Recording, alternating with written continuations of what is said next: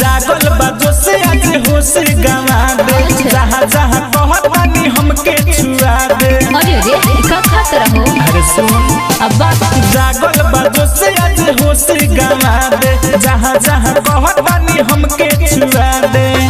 आज नाचे दे चौकी तो सुनो रे छमड़ा छोड़, रे छमड़ा छोड़, कमरिया दर्द करत मन। रे छमड़ा छोड़, रे छमड़ा छोड़, कमरिया दर्द करत मन। रे छमड़ा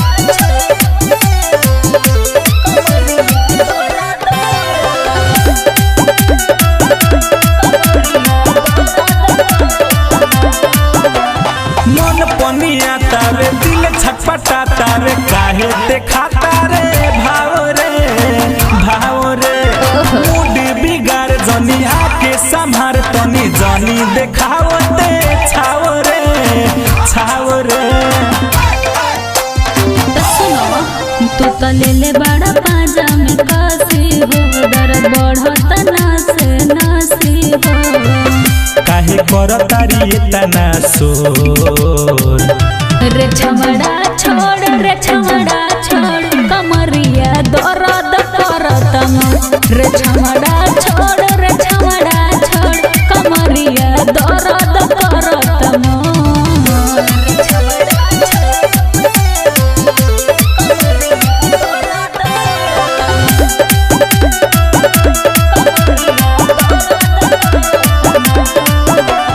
तोहरा के देखिले जब नी रेखिले, मनवा में होला बेचैनी हो। करेला योइनी हो, धरेला योइनी हो, खाई के हम तो खैनी हो।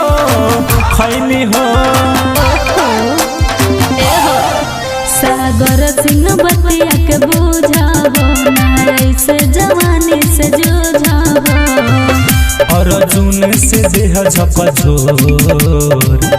रे छमड़ा छोड़, रे छमड़ा छोड़, कमरिया दर्द करत मन। रे छमड़ा